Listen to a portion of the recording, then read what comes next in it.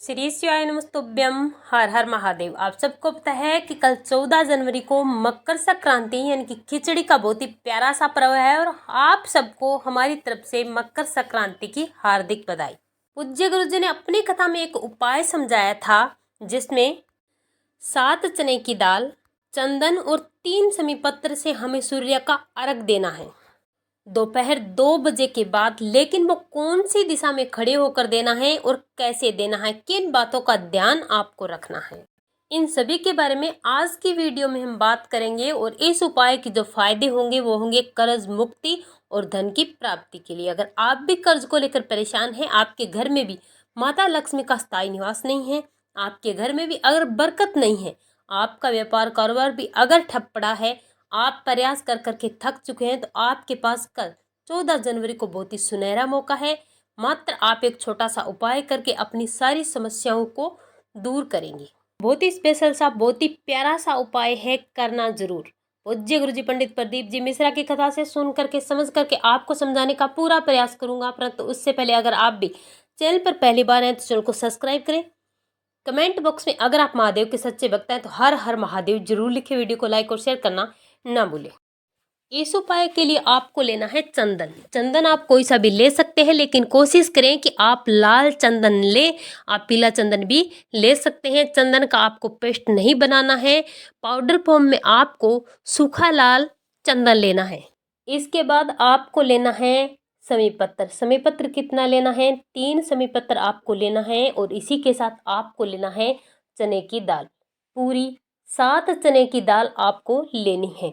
इतना लेने के बाद आपको लेना है 1 तांबे का पात्र। इसमें आपको जल भरना है। कलश में जल भरने के बाद जितनी भी चीजें आपने ली है वो तीनों चीजें, 7 चने की दाल, समी पत्र और थोड़ा सा चुटकी भर लाल चंदन आपको इसी जल के पात्र में डाल देना है। इस पात्र में तीनों चीजें डालने के बाद इस कलश को अपने हाथों में उठाकर आपको एक बार अपने पूरे घर में घूम जाना है। घूमते घूमते आपको कामना करनी है कि मेरे घर में जो धन की समस्या बनी है वो सारी दूर हो जाए। हमारे घर में जो कर्ज की स्थिति है वो सारा का सारा कर्ज दूर हो, हमारे घर की सारी समस्याएं दूर हो जाए और हमारे घर में स्थिर लक्ष्मी का वास हो। इस प्रकार से अपनी मनोकामना करते हुए आपको अपने पूरे घर के सभी कमरों में घूम जाना है। ये उपाय आपको करना है दोपहर 2 बजे के बाद। क्योंकि ये उपाय आप मकर संक्रांति के लिए कर रहे हैं तो आपको 3 बजे के आसपास 2:58 के बाद इस उपाय को करना है। जब आप मकर संक्रांति के शुभ मुहूर्त में इस उपाय को करेंगे तो ये उपाय आपको पूरा का पूरा फल देगा। इसी समय आपको दोनों हाथों में कलश को अपने सिर से ऊपर उठाते हुए आपको सूर्यदेव को अर्घ देना है। देना किस दिशा में है? 2:58 के बाद जब आप जल देंगे तब सूर्य देव जिस भी दिशा में होंगे उसी दिशा की तरफ आपको अपना मुख करके जल अर्पण करना है। और जल अर्पित करते समय चने की दाल, चंदन का पानी और साथ ही साथ समी के पत्ते नीचे गिर जाएंगे। तब आपको 2 या 3 घंटे बाद फिर से आना है और 7 चने की दाल, समी के पत्तों को उठाना है और इनको उठाकर किसी भी वृक्ष की जड़ में आपको डाल देना है। इससे इस पर किसी के पैर नहीं पड़ेंगे तो आपको उपाय करने का दोष नहीं लगेगा। करिएगा जरूर। उपाय बहुत ही आसान और चमत्कारी उपाय है। साल में एक बार आपको इसे करने का मौका मिलता है। चलिए अब बात करते हैं पूज्य गुरुजी द्वारा बताए गए दूसरे उपाय की। ये उपाय भी आपको मकर संक्रांति के दिन करना है। इस उपाय के लिए आपको लेनी है 2 बेलपत्री और इसी के साथ आपको लेना है 3 समी पत्र। अगर आपको समी पत्र मिलते हैं तो अच्छी बात है, नहीं मिलते तो आपको लेना है 3 चावल के दाने। आपको चावल के दानों से फिर ये उपाय करना है। अगर आपके घर में रोग बहुत है, रोगों से छुटकारा चाहते हैं, आप चाहते हैं कि आपके घर में कभी कोई रोग और बीमारी प्रवेश ना करे, बड़ी से बड़ी बीमारी आपके घर के सदस्य की अगर कट जाए तो आपको ये वाला उपाय जरूर करना चाहिए।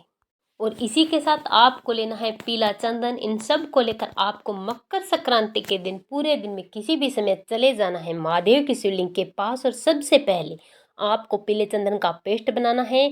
शिवलिंग पर 2 स्थान पर आपको पीले चंदन का लेपन करना है। उस व्यक्ति का नाम और गोत्र बोल करके जिसकी बीमारी को दूर करने के लिए आप ये उपाय कर रहे हैं, रोग मुक्ति के लिए आप ये उपाय करें, उसका नाम और गोत्र बोलें। सबसे पहले शिवलिंग पर लेपन करना है जहाँ से शिवलिंग से जल नीचे गिरता है उसके अंतिम छोर पर। और दूसरा आपको शिवलिंग के ठीक ऊपर पीले चंदन का लेपन करना है। इतना करने के बाद आपके पास है 3 समीपत्र और 2 बेलपत्र। सबसे पहला समीपत्र आपको रोग मुक्ति की प्रार्थना करने के लिए, जहाँ पर पहले आपने पीले चंदन का लेपन किया था शिवलिंग के अंतिम छोर पर जहाँ से जल गिरता है वहाँ पर समर्पित करना है, और दूसरा आपको शिवलिंग के ठीक ऊपर जहाँ चंदन का लेपन किया था वहाँ पर समर्पित करना है। इसके बाद बचता है 1 समीपत्र और साथ में बचता है 2 बेलपत्री। इनमें से 1 बेलपत्र आपको समर्पित करना है माता अशोक सुंदरी के स्थान पर, और दूसरा बेलपत्र आपको समर्पित करना है महादेव की शिवलिंग के ठीक ऊपर जहाँ पर आपने समीपत्र समर्पित किया था। पहली बेलपत्री अशोक सुंदरी के स्थान पर, दूसरी बेलपत्री शिवलिंग पर समर्पित करनी है रोग से मुक्ति के लिए प्रार्थना करते हुए। इसके बाद आपके पास बचता है 1 समीपत्र।